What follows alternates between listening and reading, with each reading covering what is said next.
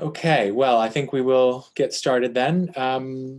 So welcome to this online event in the series Rethinking Public Religion in Africa and South Asia. My name is Matthew Engelke. I'm the director of the Institute for Religion, Culture, and Public Life here at Columbia University. And let me extend a special welcome to those of you who are joining us from beyond the confines of New York City, to include Professor Peterson, who is in Michigan today.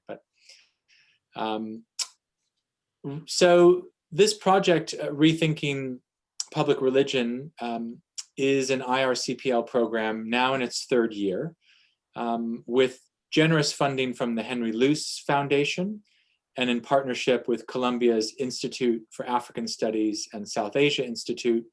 The program sponsors postdoctoral fellowships, graduate student summer support, and a range of public events, including lectures and workshops.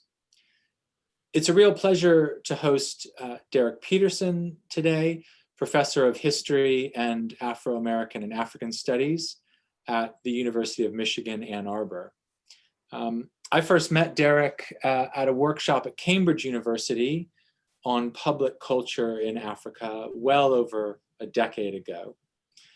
And what I remember most about Derek from that workshop is his ability to ask deeply probing questions and to raise those questions not only in relation to the most evident themes and issues at hand, but also ones that, at least in that context, I had never thought of, right? And it was those that secondary line of questioning which was the most fruitful and insightful, I found.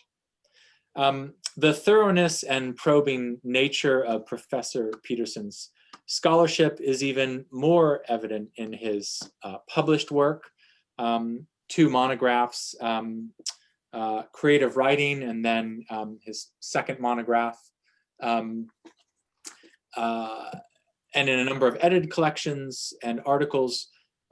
Derek's ability to bring his subjects to life, weaving together archival and oral historical sources, often from an astonishing number of archives and from an astonishing number of voices, is truly impressive. His observations on Christian revivalism, Christian conversion, anti-colonial politics, Kikuyu literature, and abolitionism, among other topics, have shaped discussions and debates across a range of disciplines, not only in African studies, but well beyond. Today we have him presenting a talk entitled The Government of Religious Life in Idi Amin's Uganda, and I look forward to the lecture today. We together look forward to your questions. Professor Peterson will speak today for about 40 minutes, and I will then open the floor to you all who are joining us. Please, you should be able to see in your Zoom window a Q&A button at the bottom of the screen. There's a chat function and a Q&A function. If you could put your questions in the Q&A box, I will then be able to read them out to Derek so that he can address what you want to hear more about. So that's just a bit of technical advice.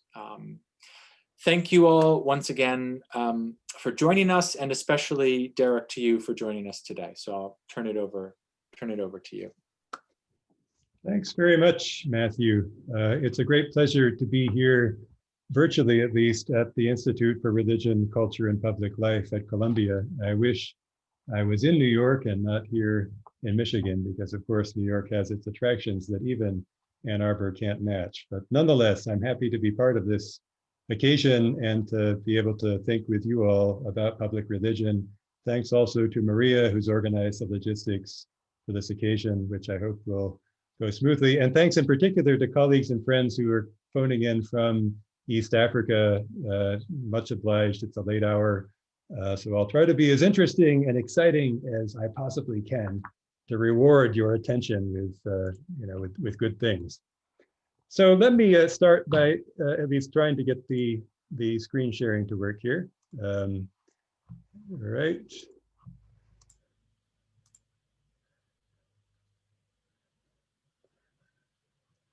Okay. I can't actually tell whether that's working or not. Matthew, perhaps you could let me know. Yes, that's working. Excellent. Yes. Okay, so theologian John Mbiti died in 2019 at the age of 87 years old. His 1969 book, African Religions and Philosophies, had set out really the parameters for a whole field of scholarly inquiry, showing that African philosophical and religious traditions were in fact consistent and sensible. At the time of his death in 2019, Professor Mbiti was heralded by Kenya's president as, quote, a role model and ambassador for the Kenyan brand abroad. This praise from Kenya's leading politicians, of course, makes it hard to see that, in fact, Professor Mbiti's work was largely defined and pursued at Makerere University in Kampala, that is in Uganda, not in Kenya, where he was appointed lecturer in 1964 and where he taught until 1974.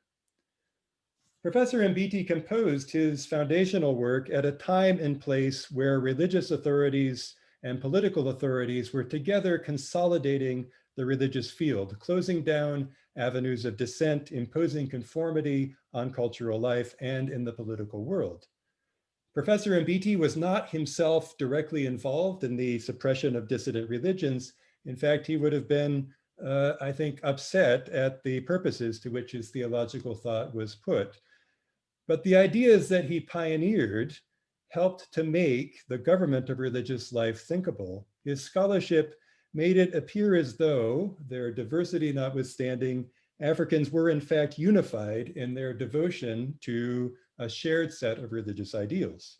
For the men who governed Uganda in the 1970s under the presidency of Idi Amin, the ideal of African traditional religion was a template on which to work.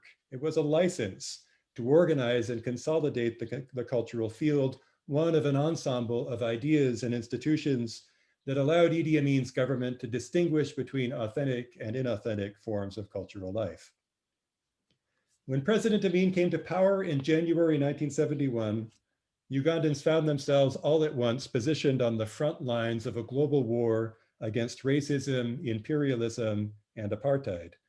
New bureaucratic institutions were set up to regulate the production of culture, and religion had to be reoriented. The space for dissident forms of Christianity and of Islam was radically narrowed. Nonconformists were imprisoned, their property was seized, and their religious lives were foreclosed. It was part of the process, as we'll see, by which political life was evacuated of competition and loyalties were centered around the president. At the time of his appointment in Kampala, Professor Mbiti was already an accomplished scholar with a PhD from Cambridge University and an impressive scholarly record. He published his African Traditions and Philosophies in 1969. The book was composed to fulfill his obligations to an academic discipline that was under his stewardship coming into view.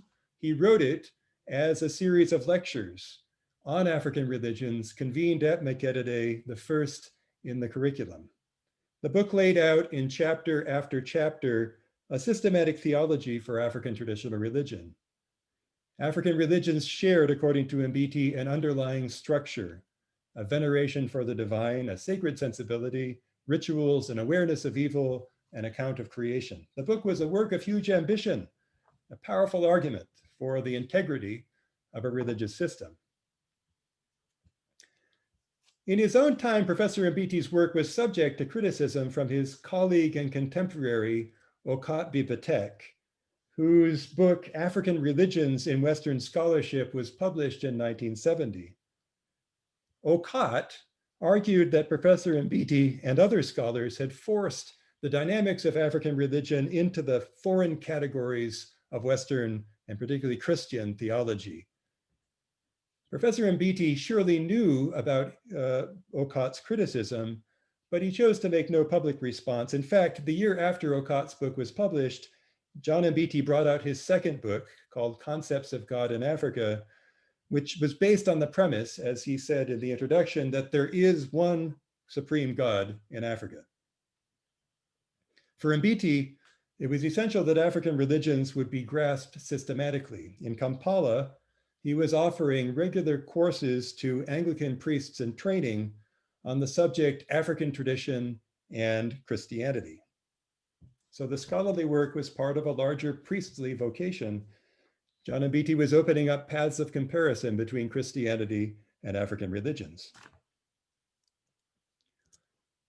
In January 1971, General Idi Amin overthrew the government of his predecessor, Milton Obote, and became the president of the Second Republic of Uganda. Idi Amin came to power at the head of what he called a government of action. Matters that had formerly stood outside government's authority were quite suddenly targeted. Everywhere there were campaigns as ordinary people were drafted to serve in projects that had been conceived at the center.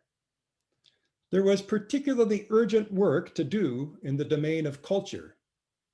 The call for cultural recovery, of course, was widely articulated across the African continent in the 1970s. This is the decade of Black consciousness, the decade of authenticité, and other cultural programs. The Zairian program in particular attracted a great deal of attention in Kampala. In 1972, Idi Amin's government summarily banned the wearing of miniskirts. The matter was discussed at the cabinet level. A government minister argued in cabinet that miniskirts, as he said, had spread throughout the country very fast to the extent of threatening the extinction of our national dresses. These dresses are a source of scandal, encouraging crime. They're not in the interest of our culture, argued the minister. Shortly after miniskirts were banned, Idi Amin's government also prohibited the growing of bushy beards and the wearing of long hair by men. Government blamed foreign hippies, as they called them, for all kinds of criminal behavior, including printing counterfeit money, kidnapping, or assassination.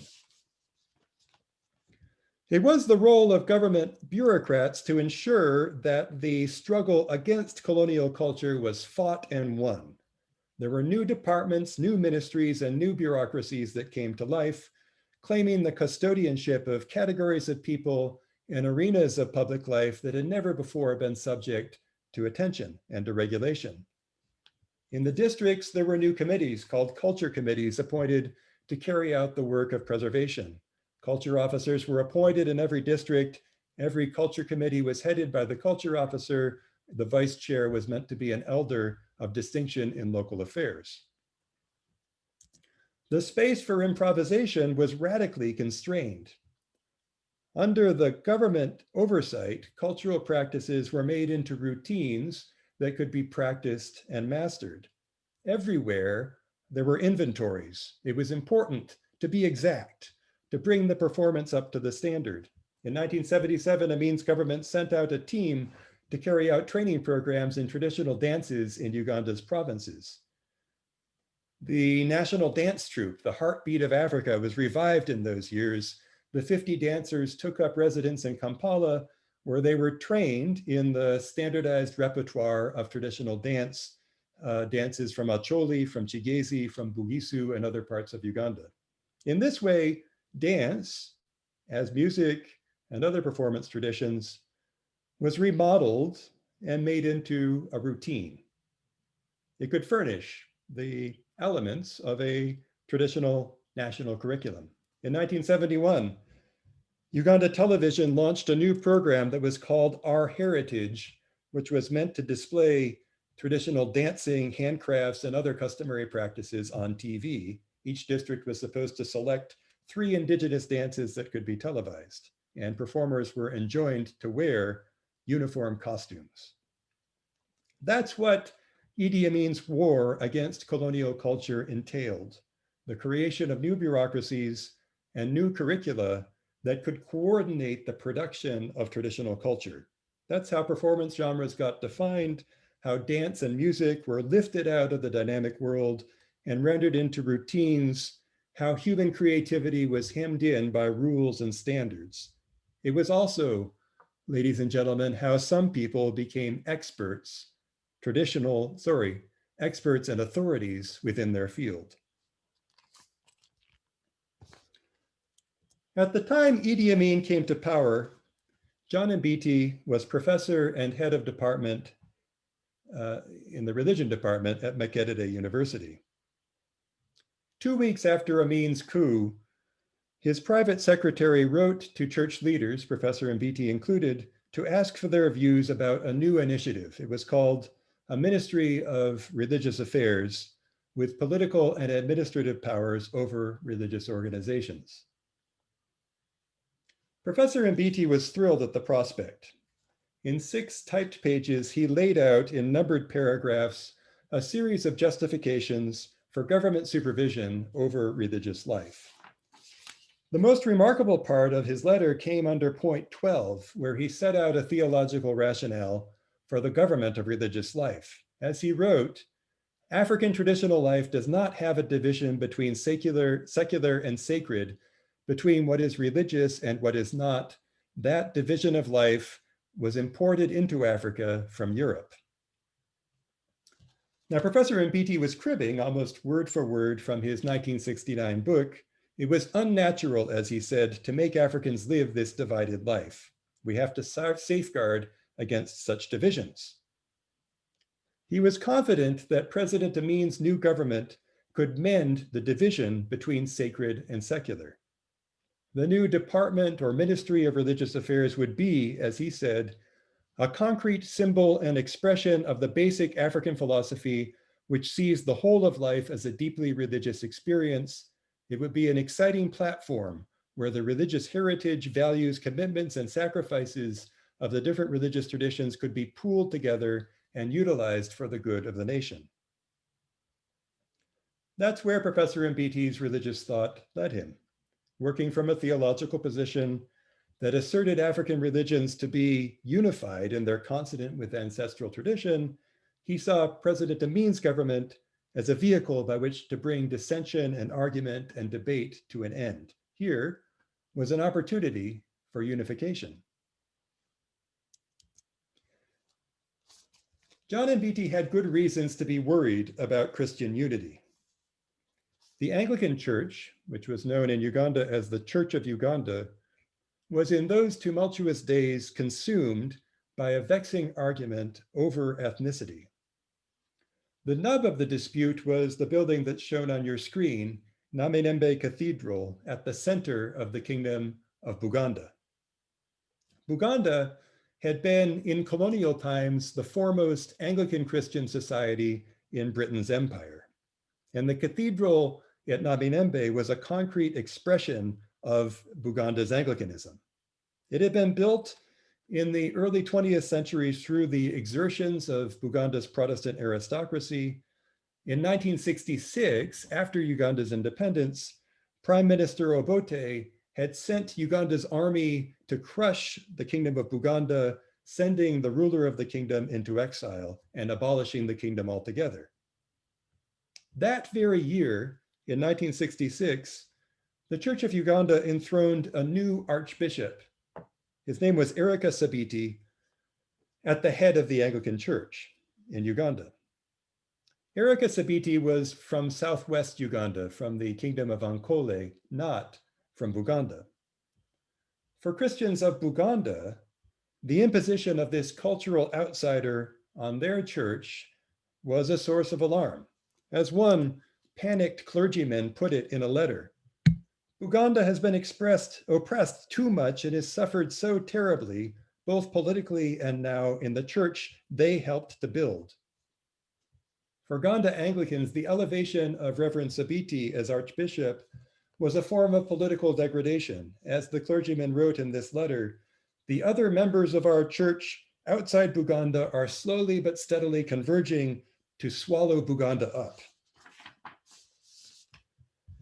The tensions that were dividing the Church of Uganda were at the forefront of public life at the very time President Amin came to power. Only 2 days before the coup, on the 23rd of January, 1971, the Diocese of Naminembe, at the center of Buganda, had resolved to secede from the rest of the church and form an independent diocese. On the 31st of January, 6 days after the coup, Archbishop Sabiti was forcibly turned away from the doors at the cathedral at Naminembe. Flyers were circulated around Kampala condemning the archbishop. The Amin government established its Department of Religious Affairs in April 1971. Its first act was to organize a conference to iron out differences within the Church of Uganda. President Amin dedicated his opening speech to emphasizing the need for unity. As he said, this government believes that religion must be a source of togetherness, a unity and fraternity must pervade not just the limits of those who believe in that religion, but also embrace all peoples. Over the course of President Amin's first year in power, the Uganda government was to organize, fund, and host several conferences that were meant to resolve divisions within the Anglican Church. It was, in fact, President Amin's abiding preoccupation in his first year in power. Matters came to a head in the last days of November 1971, when the Anglican Diocese of East Buganda announced that it intended to secede from the Church of Uganda and form its own independent Anglican church. The day following the diocese announcement, President Amin called all of the Anglican bishops of Uganda and their diocesan councils to Kampala. As he told the bishops at this consequential meeting, "My sorrow knows no bounds. If these two dioceses are allowed to separate, there might be a further break into small, ineffective units. It would have harmful and very great effects on the unity of this country." Idi Amin accused the bishop of Naminembe, Bishop Nsubuga, of, as he said, showing utter contempt to me personally, and his attitude and that of his supporters is close to that of a traitor. He threatened to evict Bishop Nsubuga from Naminembe Cathedral altogether. Not surprisingly, the Church of Uganda bishops got the message. The administrator who took notes on the meeting wrote that, as he said, the president had made it clear that there must be an end to all this nonsense of secession and to the confusing of Christians in the country. The day after President Amin's threat, the bishops of the church resolved that Naminembe Cathedral was to be independent of any diocese. Both Bishop Sabiti and Bishop Nsubuga were to have their thrones there. In this way, the project of religious unification was wedded to the consolidation of political life. Here was a new bureaucracy, the Department of Religious Affairs, empowered to monitor religious organizations and suppress conflict. It was one of a number of new government bodies that worked to buttress hierarchies of authority, suppress deviance, and impose unity. The imposition of order within the Church of Uganda went hand in hand with the persecution of opposition. Churches and religious bodies that espoused idiosyncrasy or charisma were rendered illegal, and religious life was consolidated under government authority. Now, this campaign against dissident religion was by no means new. Colonial Buganda, in fact, the whole colony of colonial Uganda, was built on the administrative structures of Buganda Protestantism. In the early 20th century, Protestants from Buganda had gone out to newly conquered provinces to set up local governments on behalf of British administration. In colonial times, the British governors had resisted the introduction of Pentecostalism and other forms of evangelical Christianity within Uganda. As the governor wrote in 1961, "We have quite enough with the Roman Catholics, the Muslims, and the Anglicans here. We don't want any other sects, especially those of the American hot gospel variety." Why did colonial authorities, and later the governments of independent Uganda, regard charismatic religion with suspicion? I would say that evangelical Christianity, like other forms of dissident religion, posed a mortal challenge to the architecture of government. Converts unsettled hierarchies in family, in community, and in culture, pushing against geographic enclosures and routines that organized public life. For Orthodox believers, the expansive, deterritorialized Christianity of nonconformists was offensive, rubbing against attachments of ancestry, of family, and of locality that conventional religions upheld. That's why the government of Idi Amin came to regard religious nonconformists as enemies of good order. In May 1972, a man named Paul Kadoma wrote to the Indian religious teacher Charan Singh to complain that his wife, as he said, had unilaterally decided to break my family so as to follow your religion, irrespective of what might befall the children. Charan Singh was the head of a religious organization called Radha Swami Satsang Bias, which was based in Lahore in India. Under the influence of Charan Singh's disciples, Mr. Kadoma's wife had become a vegetarian. For Mr. Kadoma, it undermined culture itself. As he wrote in his letter to Charan Singh, meat is a staple food here. Eating it is very much serious in my country. You can imagine the gravity and seriousness of this situation. 2 weeks later, Mr. Kadoma, who was increasingly incensed about his wife's behavior, wrote to an Anglican priest describing how Singh's disciples had been passing what he called confusing books and teachings to his wife and threatening to kill him, that is Mr. Kadoma, by magic. He was sure, that is, that Singh's disciples possessed, he said, special magic to hypnotize or attract people they want.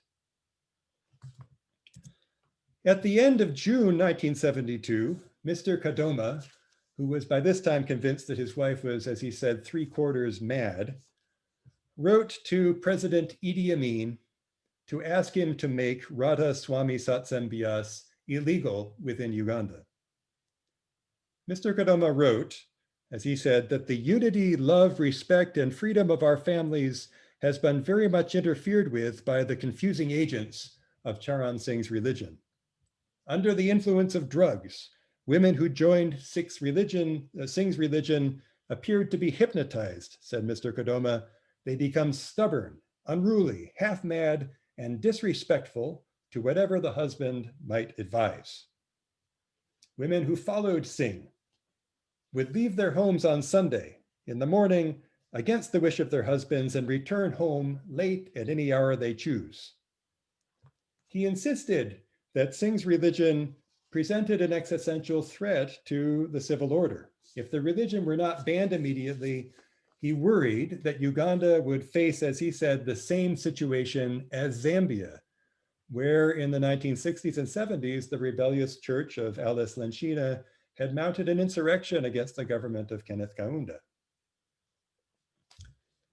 Now, Paul Kadoma was uniquely extravagant in his paranoia about his wife's vegetarianism, but the anxiety he expressed in this series of letters was shared by many men and women who found themselves confronting relatives who refused to play their part in the performance of family duty.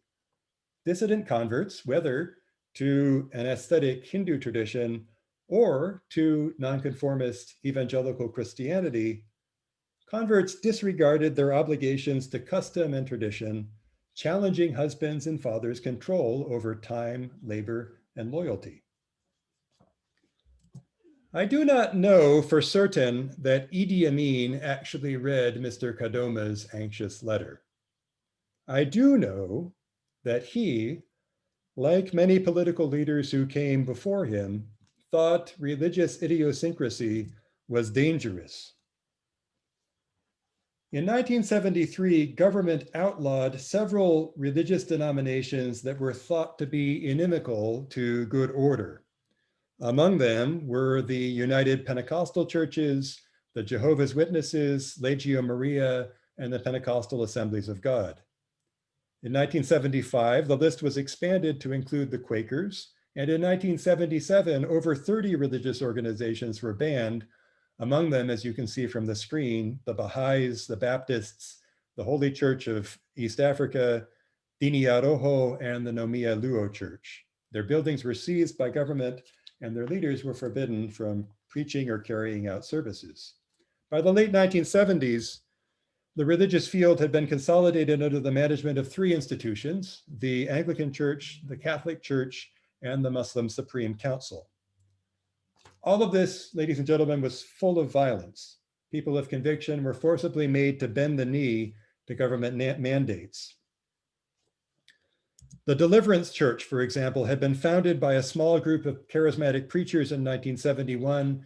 Their Christianity was noisy and demonstrative. Their choir was called the Explosion Choir.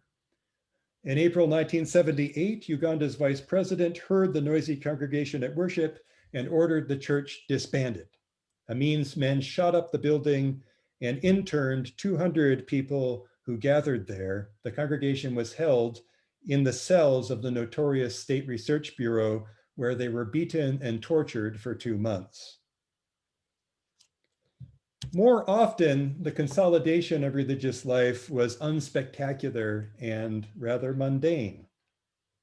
The closure of so many churches left hundreds of buildings unoccupied. Local government authorities took custody of these buildings and allocated them to organizations that could claim them for the public interest. All of this required a great amount of paperwork and wrangling, and government files in Uganda, particularly in the provinces, are full of debates over how to dispose of the properties of banned religious organizations. In one place, in Bwera in Western Uganda, for instance, the Adventists had built up an impressive set of buildings.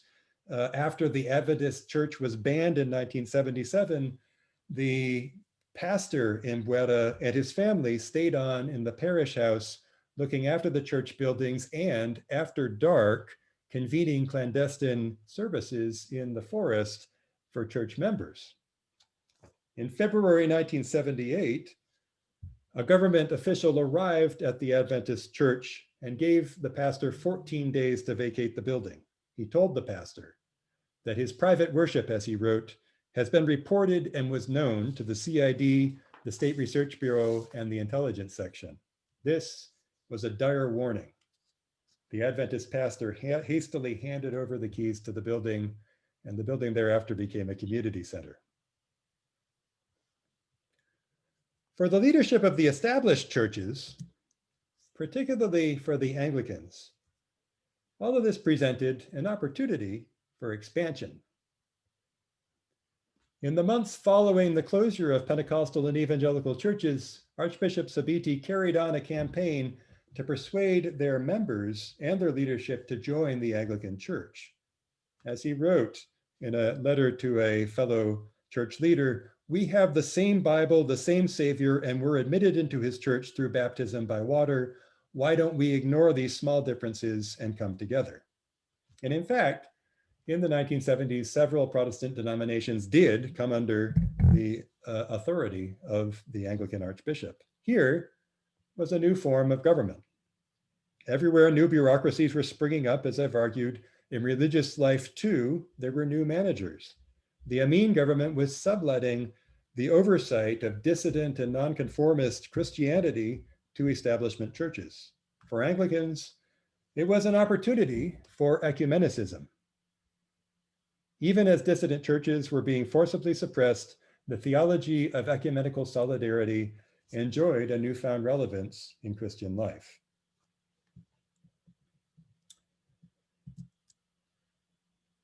In the archives of the Church of Uganda, there's a file that's full of scraps of paper. On each of them, there is a numbered list of names, the names of Anglicans who were murdered by Idi Amin's men. They appear to have been jotted down in the middle of 1979, a few months after Idi Amin's government was overthrown. Were these lists composed to furnish material for a memorial project? Or, as seems more likely to me, Were they created on the spur of the moment as a group of Christians talked about loved ones who they'd lost? Were they an aid to the memory of an Anglican priest leading in prayer? Over the course of the 1970s, a great many people died, far more than those that were listed on the scraps of paper in the Anglican archives. It's estimated that between 100,000 and 300,000 people died at the hands of agents of state in the 1970s. Among the most eminent of them was Erika Sabiti's successor, Archbishop Janani Lumun. Janani Lumun was convicted at a show trial convened in February 1977. He was accused of importing weapons and plotting to overthrow Idi Amin's government. He was tortured at the State Research Bureau building and murdered later that day. But even in the wake of the Archbishop's murder, even at a time when thousands of Christians and other Ugandans were being murdered, there were reasons for optimism. Even after the cataclysmic events of February 1977, some high-minded people saw in Amin's government an opportunity to suppress petty division and antagonism that had partitioned religious life. 18 months after the Archbishop's death, an Anglican priest in Western Uganda opened up a correspondence with a government official named Cipriano Mutahigwa.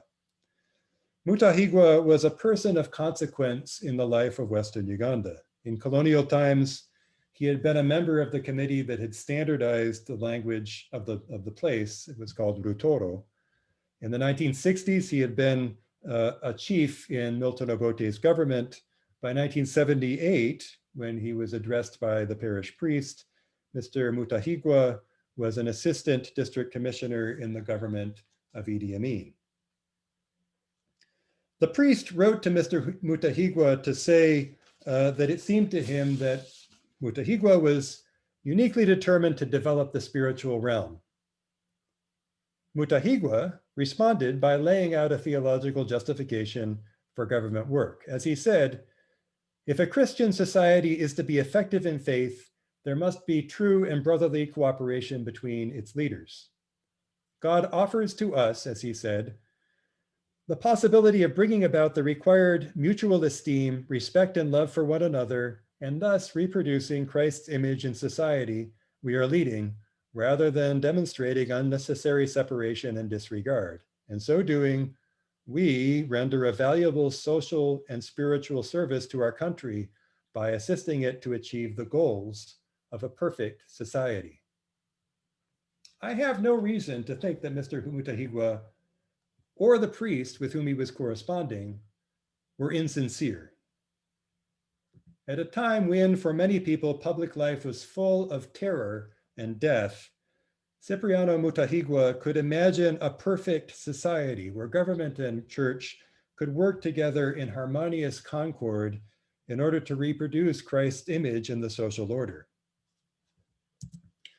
That very year, the Amin government launched a nationwide campaign to raise funds for the construction of a new high-rise in Kampala that was to be called Church House.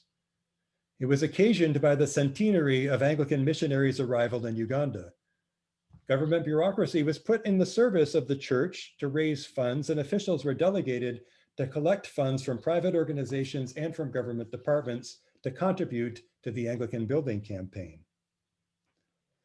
Church House was not actually built during Amin's government, but the building, now named Janani Lumun Church House, was finally completed in 2018 and opened in a ceremony involving Uganda's prime minister. It is, as you'll see from the screen, a 16-story high-rise at the center of Kampala city. It's an enduring monument to the murdered archbishop. It's also a memorial to an enduring alliance. The financial buildings of Church House lie in the months immediately following Archbishop Lumun's murder, when Idi Amin's government was mobilizing Ugandans to contribute toward its construction. The campaign was a strategy to allay the outrage that many Anglicans must have felt. It was also a sincere work of theological justification. Even in those dark and dangerous years, it was possible for some earnest Christians to see Idi Amin's government as working toward the perfection of the social order. In those years, a great many Makedede scholars left Uganda seeking refuge in other places. Professor John Mbiti remained at his post. In 1971, he published New Testament Eschatology and African Background, and in the years following, he brought out several other works. The early years of Idi Amin's government actually were Professor Mbiti's most productive phase as a scholar. Academic vocations, of course, have their own momentum. Even as the world fell apart around him, John Mbiti carried on his scholarly program. In the first months of 1973, he gave a series of lectures at universities and seminaries around the United States. In none of those lectures did he speak about Idi Amin or about the campaign against Pentecostals and other religious nonconformists, or about the people who had died in the hands of the Ugandan state. Everywhere, he spoke about the happy convergence between Christianity and African tradition. Early in May, he was at San Francisco Theological Seminary, where he said, Christianity, as he said, from ancient to orthodox forms to nouveau worship based on spontaneity and exuberance, is thriving in Africa. African heritage, as he argued, had really prepared the groundwork for the Christian message to be heard and accepted. This outpouring of theological writing supplied a curriculum for Professor Mbiti and other members of the Department of Religious Studies and Philosophy. There was a traveling seminar organized in those years called the Seminar on Religion and Culture in Africa, which was organized through the Extramural Education Unit and convened in several provinces around Uganda. The curriculum is shown on the screen here. The aim, as one of the tutors put it, was to address itself to the African traditional religious beliefs and their impact on and interactions with revealed religions, namely Christianity and Islam. The curriculum was set up in a way to popularize the work that Professor Mbiti was doing in scholarship. There was, for instance, a unit on African concepts of God, derived from the book of that same title that Professor Mbiti had published in 1970. There was another unit on spirits and the spirit culture, again, a subject that Professor Mbiti had pursued. In the provinces where it was convened, government officials shared a platform with Makedede lecturers. The curriculum was an expansion on the scholarly work in which Professor Mbiti was engaged to define the parameters of African religion in relation to revealed religions.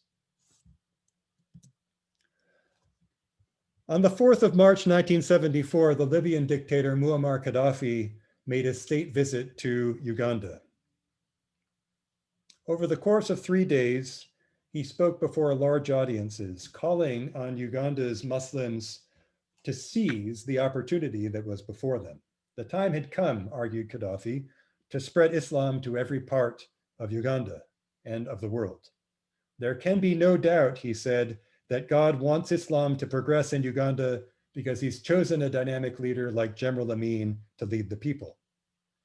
There was a private meeting of Amin's cabinet at which Muammar Gaddafi asked the Christian cabinet ministers to leave the room and then presented President Amin with a written agreement asking him to sign. It was a promissory note obliging Amin to eliminate Christianity from Uganda. Amin refused to sign the letter. Thereafter, in private, he told his Christian cabinet ministers about the demand that Muammar Gaddafi had made. Shortly after Gaddafi's departure from Kampala, Professor John Mbiti delivered a sermon before a packed audience at the chapel of Makedede University. His sermon was a refutation of Muammar Gaddafi's religious program. As he said, Christianity and Africa have fallen in love with each other and intend to stay in the bonds of a lifelong marriage, Christianity is here to stay. The sermon was an act of great courage. It made Professor Mbiti into a target for Idi Amin's men. Later that month, he left Uganda. By March 31st, he was in California, where he spoke at the University of the Redlands, and thereafter he moved to Geneva, where he took up the directorship of the Ecumenical Institute of the World Council of Churches. He was to spend the rest of his life in Switzerland. The first essay that he published after coming to Geneva was titled "The Future of Christianity in Africa." It came out in 1978. The essay was sunnily optimistic. As Professor Mbiti wrote, a great many prophets of doom have spoken about either the complete extinction of Christianity in Africa or a substantial reduction of its presence there. In fact, as Mbiti showed, Christianity was growing at a rapid pace. He attributed this rate of growth to the new liberties of independent Africa. The end of colonialism had restored, as Professor Mbiti wrote, human dignity to African peoples, both in secular life and in the church. He applauded what he called the spirit of ecumenicism. In many places, churches were being made to unite by African governments, which will, as he wrote, increasingly see denominational differences as working against national unity. Nowhere in this 1978 essay did Mbiti write about the dangers that he had personally faced as a spokesman for Uganda's Christianity. He did not write about Janani Lumun, Archbishop of Uganda, who had died a dehumanizing death just a year before this essay was published. Neither did he write about Idi Amin's campaign against charismatic Christianity. The African Christianity about which he wrote was a depoliticized abstraction, disconnected from the real world of terror and conflict. In a similar way, African traditional religion was abstracted out of the circumstances of its making. Forged, as I've argued, in the context of Uganda's cultural politics of the 1960s and 70s, African traditional religion was one of an ensemble of standardized forms that helped Idi Amin's government regiment the cultural field. Through the publications of Professor Mbiti, its leading theologian, African traditional religion made its way into the scholarly canon, where it could furnish scholars with a conceptual apparatus with which to work. So how then ought we remember John Mbiti? He was one of the architects of the curriculum of multiculturalism. Working from Kampala, he helped to define a whole world of ritual and thought, and it is right that he ought to be honored and celebrated. And yet in our own time, it's important to remember how quickly calls for cultural integrity can become engines for nativism and intolerance. From his lecture hall at Makerere, John Mbiti conjured up a religious order in which people fit seamlessly into a theological system that governed and dictated their dispositions. His view of African religious life as integrated, whole, and all-embracing made nonconformists seem to be opponents of good order. By drawing attention to the unity that lay underneath outward diversity, Professor Mbiti's work unintentionally offered a theological framework for the Amin government's coercive program of religious consolidation. Thank you all very much for your time. And again, to the Institute for Religion, Culture, and Public Life for the opportunity to speak to you. Thank you so much, Derek, for a wonderful, very thought-provoking presentation. And I must say a really fantastic slideshow. I hope that everyone could see the details of those slides, because the text of the archival letters were very interesting, right? To be able to see some of the details there. So let me just remind everyone who is with us that you can pose questions to Professor Peterson in the Q&A function on Zoom. So please do make use of that. Better to use the Q&A function than the chat function. But while people are formulating their questions, and I'll try to get to as many of them as I can, I thought I might start us off with a few questions and reflections. It was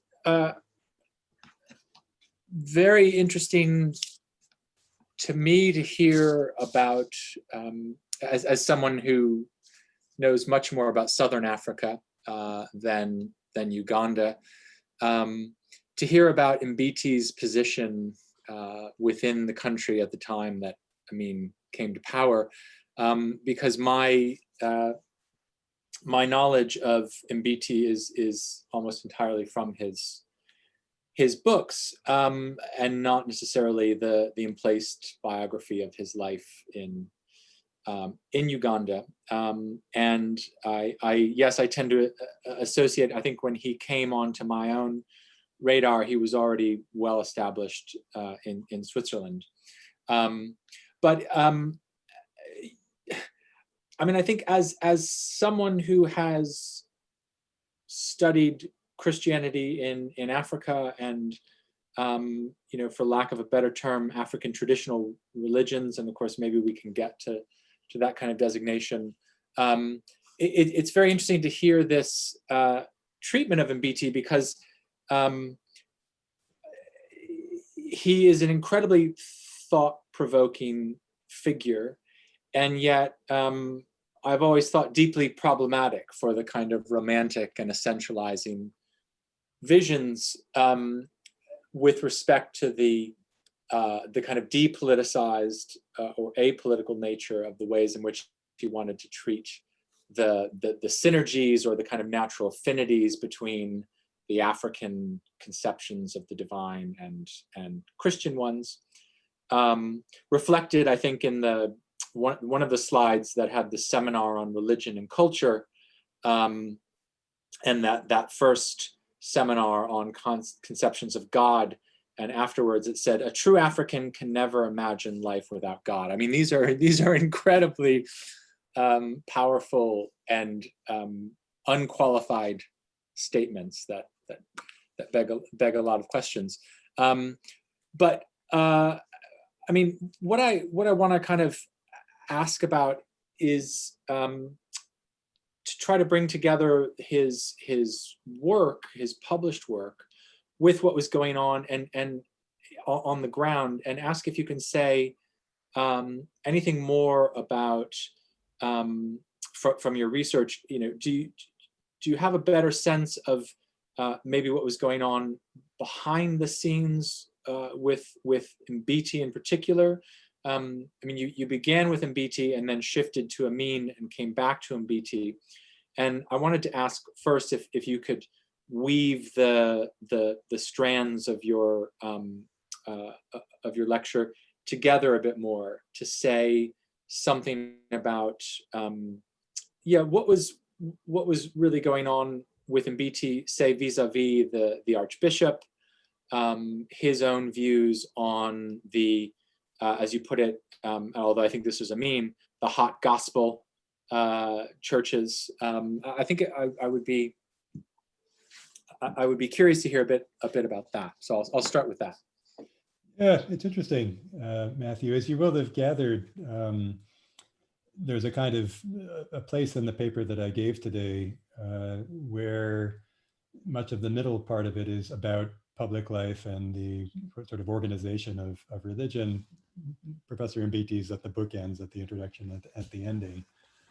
That's because I don't actually have access to any material that allows me to chronicle his own direct engagement with the kind of year by year or month by month architecture of religious management or religious history that I document in the rest of the paper. I'd love to have that material to be able to trace how Professor Mbiti's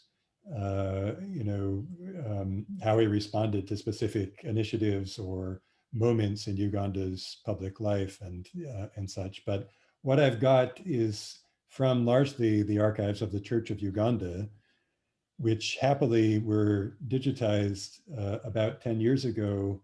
I read them on paper before they were digitized. They're located at the Uganda Christian University outside Kampala. Yale University funded a digitization program, and Brill Publishers has now made the Church of Uganda archives available to universities that subscribe to them, so that you can actually go through them and look for things that you didn't remember to look for when you were looking at the paper archive, which is what happened to me. So I could go back. I found bits of correspondence from Mbiti in the Church of Uganda papers, but I don't have material that allows me to track the changing architecture of his own personal thought regarding what was happening in public life in 1971, 72, and 73. What I've got is, what I used in my paper, which are the bookends are this letter that he writes in early February 1971, responding to an initiative to launch the Department of Religious Affairs, which is a very full justification for that initiative. And then toward the end of the chronology that I covered today, there's this curriculum to do with the Department of Religion that John Mbiti helped to compose, that's workshopped around Uganda, and that uses his work as the foundation for a larger set of public discussions. It's worth saying that the archives of Makerere University themselves would be exceptionally interesting, particularly the archives of the Department of Religion and Philosophy, as it now is. But unfortunately, the university archives are not accessible. They've never been organized. They sit, as far as I'm aware, in the basement of the main hall at Makerere, which unfortunately burned last month. I was in an early stage of a project with Ugandan colleagues to organize that collection of papers, and it's not yet clear that they'll be able to be retrieved and made accessible for scholarship. But if they, in the future, are available, it would be exceptionally interesting to know what religion departments look like in the 1970s. Yes, that would be fascinating, but I can't say more than that now. Okay, thank you. Maybe just a few more points before we get to the questions.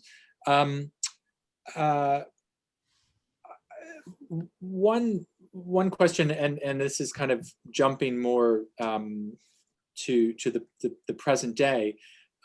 It's the extent to which Amin was controlling fashion, and by extension bodies, especially women's bodies, with ideas of proper proper dress, is something that I was aware of, but less so. And this, just speaking personally, the extent to which certain kinds of Christian groups were being regulated, and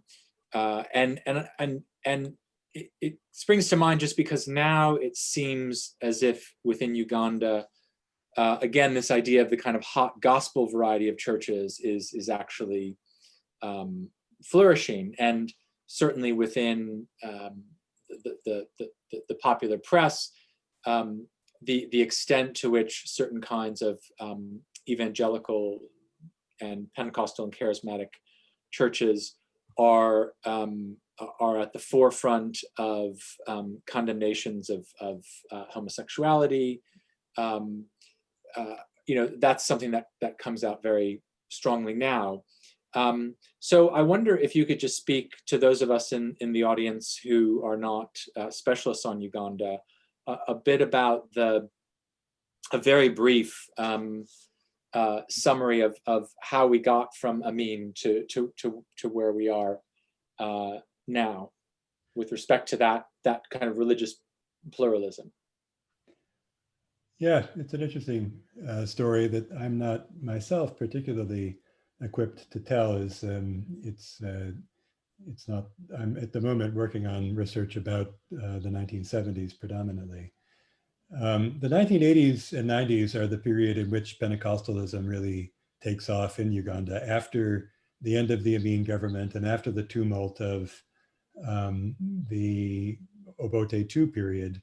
What happens in 1981, Milton Obote comes back into power, having won a disputed election in December 1980. He stays in power until 1985, and then in 1986, the current president, Yoweri Museveni, comes to power, having won a long and bloody guerrilla war against the second Obote regime. The Museveni government has generally been welcoming of Pentecostal Christianity in a way that earlier regimes were not. It was not an entirely happy occurrence for Museveni when Pentecostalism began growing. Museveni came to power in 1986 at the head of a revolutionary movement that sought to overturn decades of corruption and iniquity in public life. The early national resistance movement was itself a kind of millenarian organization in some sense that sought to command Ugandans' metaphysical loyalty as much as their political loyalty. So Pentecostalism in the later 1980s was the subject of some controversy in political life. But more recently, the president's wife, Janet Museveni, has become a Pentecostal. And in the past decade or so, Pentecostalism has become something much more widely, more than the past decade, probably the past 15 years. There's been this kind of this centering of evangelical Christianity and of Pentecostal religious practice within Protestant and even Catholic life more generally. So even dyed-in-the-wool Protestants in Nabidembe, Anglicans that is, some of them speak in tongues these days. And on Sunday mornings, there's a praise band with guitars and drums at Namidembe. There has been now for at least 5 or 6 years, perhaps longer than that. Again, this is a bit outside what I know a lot about, Matthew, but at the same time as the Museveni government has sought to find a kind of common ground with Pentecostal Christianity, it's also opened public life up also to neo-traditional claims to cultural authority. So the work that the Amin government did in the 1970s to solidify heritage, dance, culture on behalf of preservation and conservation is in Uganda from the 1990s really forward, again, very much in the center of public life. The idea that Ugandans should honor their ancient heritage and the thesis that that ancient heritage predisposes Ugandans against immorality, against homosexuality, against women's independence, against other things that that culture seems to forbid. That idea is very much formative in shaping a remarkably kind of regressive cultural politics in Uganda today, a politics that, as many of these viewers will know, regards dissident sexuality as a kind of a foreign thing in Uganda's public life. That position, I would say, also grows out of the definitional work that Amin and other brokers did in the 1970s to define normative forms of family life and normative forms of sexual conduct. Okay. And just very quickly back on the historical front, and this kind of transitions into one of the questions from an attendee that I was also thinking of, which has to do with the expulsion of Asians from the country, which you didn't speak much about. But there was one photograph that you had with the Catholic, Protestant, and Muslim religious authorities standing there with Amin. Can you say a bit more about the kind of position of Islam? I mean, especially given what you said with respect to Gaddafi and his visit. How Islam fit into the government of religious life? Yeah, it's a good question. I've recently been going through the archives of the State of Israel, which were open to public inspection until 2 years ago. They're now closed, but I was able to get quite a lot of material out of Israel's archives concerning East Africa and the state of Israel's diplomatic relationship with Uganda in particular.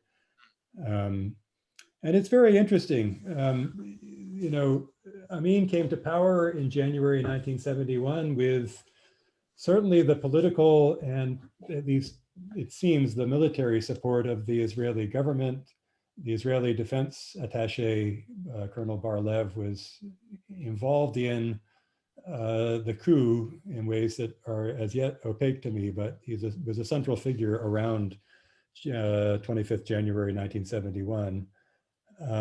And, you know, in the first year really of Amin's government, Idi Amin had quite a close relationship with the government of Israel. In June 1971, he wrote to Moshe Dayan, assuring him that Uganda would maintain a close relationship with the state of Israel.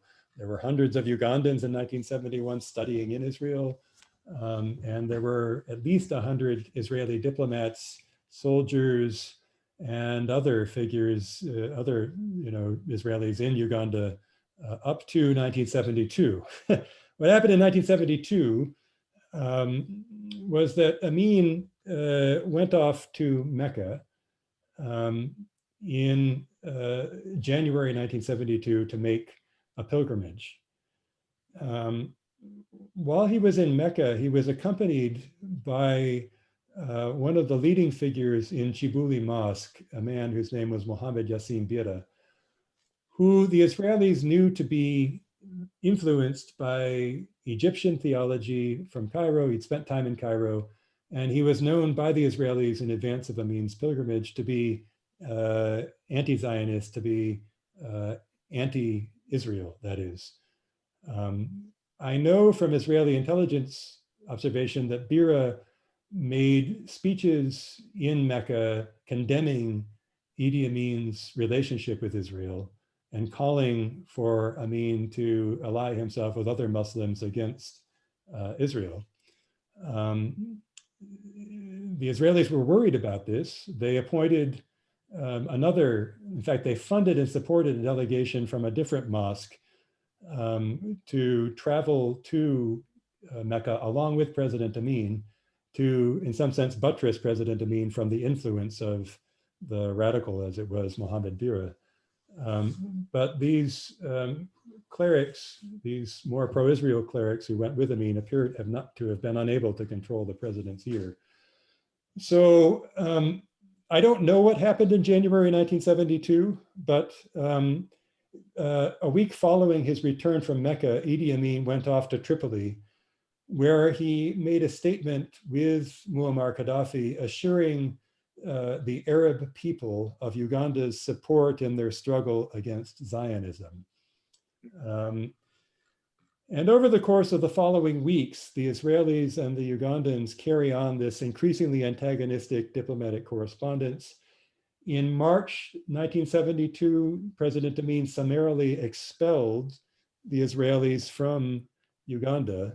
That is, several hundred Israelis were rounded up at gunpoint and are given a couple of days to pack up their affairs and to leave the country. And thereafter, the Amin government cultivated an increasingly close relationship with Libya, with Gaddafi's Libya. Amin made a second pilgrimage in June 1972 to Mecca, where he was received by the Saudi king, King Faisal, and sort of hailed as a hero of Islam. By 1973, President Amin was offering Uganda's support in the Middle East theater, offering, that is, to send Ugandan troops off to fight alongside Egypt and Syria against the state of Israel. And in 1974, President Amin was publishing a book called On the Middle East Crisis, which is a kind of a resume of his views on Middle Eastern politics. So, you know, in some sense, what's happening in international life is likewise reflected in Amin's managerial interest in Ugandan Islam. There's a shift toward Chibuli Mosque, toward an organization called the Muslim Supreme Council. There's a new head chief Qadi called Matovu, who was appointed, who was reliably pro-Libya and anti-Israel. and who acts as a kind of coordinator of Ugandan Islam in a way that broadly parallels the role that Archbishop Sabiti played in relation to Protestant Christianity. So in Islam, as in Protestantism, new bureaucracies are created, the Muslim Supreme Council in this instance, that act as coordinators of, there's a kind of indirect rule, if you will, of public life, of religious life in Uganda in the 1970s, as these bishops and qadis are appointed to take care of religious affiliation. Okay, thank you. So I'll turn now to the questions, and this is actually from David Ngendo. And what I'm going to do is read a comment of his, and then come back hopefully to part of the question that he asked later. But he says on this point, it is perhaps important here to remember that if Amin, a professed Muslim, became a sort of unifier of a deeply divided Anglican church in Uganda, he performed poorly with regard to his own Muslim constituency. So this is from David Ngendo, but I will try to come back to some of his questions, but I want to first circle back to an early question that came during the lecture. Was the fear, this is from an anonymous attendee, was the fear of non-traditional religions such as Sikhism and Hinduism taking hold amongst Ugandans the primary force behind Amin's decision to expel all South Asian Africans from the country in 1972? Yeah, that's an interesting question. So in August 1972, Amin, having already expelled the Israelis a few months before, announced the summary expulsion of Uganda's Asian community, which is the occurrence that the questioner is referring to. The Asians were given more time than the Israelis. They were given 3 months to back up their affairs. And in around the same time, in 1973, likewise, Pentecostals were closed up and obliged to vacate their churches. The questioner asks, did fear of Hinduism, and particularly, ascetic Hinduism, shape Amin's decision to expel the Asians in August 1972? It's hard for me to tell. Certainly, the expulsion of the Asians resulted in the suppression of organizations like Charan Singh's ascetic Sikh outfit, which so offended Mr. Kadoma, with whom I spent some time earlier in my lecture.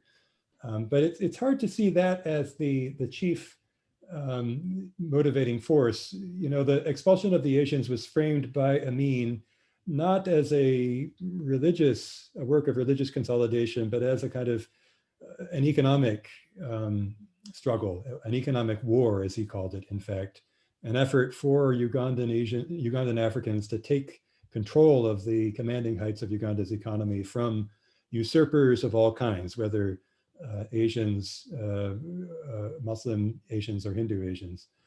So, who were cast not as Ugandans, even though many of them had lived in Uganda for generations, but instead were cast as outsiders who had been introduced in East Africa by the British. So it was economics that was the political rationale, economic self-assertion and cultural pride that drove the rhetoric around the economic war, and not religious consolidation per se. Nonetheless, the expulsion of the Asians had the effect of bringing an end to Charan Singh's religion, at least for a time, in Uganda. Okay, thank you. So a next question is, let me see if I can distill it here. Was Amin's decolonization free of colonial strings? More still, and perhaps to begin with, were Amin's traditional experts creations themselves? Can we, and then the questioner ends by, can we historicize their nativism? Yeah. Look, I mean, I'm myself in the 1950s and 60s, um, Uganda's economic life had and cultural life had been interracial, um, not necessarily without conflict, but it's not true to say that there was a historically deep-seated and intrinsic antagonism between Black Ugandans and Asian Ugandans. There were at various points in Uganda's history moments when organizers sought to define race and racial antagonism as being essential to Uganda's public life. So in 1958, there had been a campaign organized by a rabble-rouser, as he thought, it's the right word for him, Augustine Kamya, who had sought to rile up city people against Asians, and organized a boycott to compel Ugandan Asians, to diminish Ugandan Asians' influence in Uganda's economy. This moment is the subject of work that scholars at Makerere, among others, Edgar Taylor, who's on this call, are doing in their own scholarship. Likewise, in the 1960s, there had been efforts by Obote's government to rein in Ugandan Asian economic influence.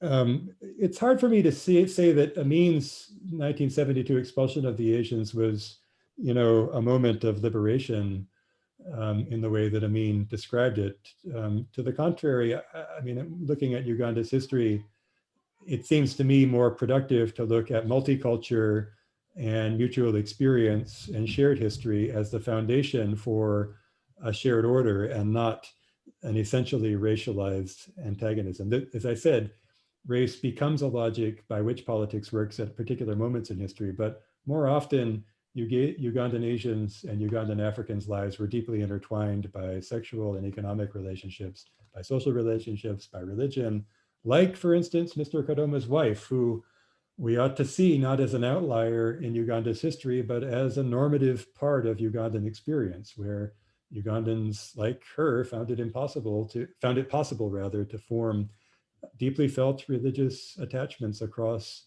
lines of race and of religious tradition.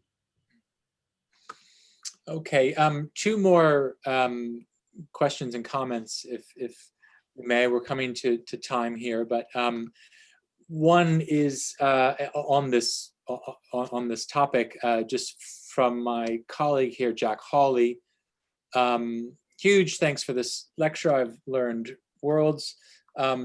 This is more of a comment, but Charan Singh is actually not a Sikh, but rather Radha Swami, which really isn't an ascetic community, I'd say, but a modern religious form, as Mark Juergensmeyer has said, and therefore all the more interesting as a sort of cosmopolitan religious form that might have felt threatening outside of India. So Professor Hall, who has spent a career studying South Asian religions. So this is just a comment from Jack.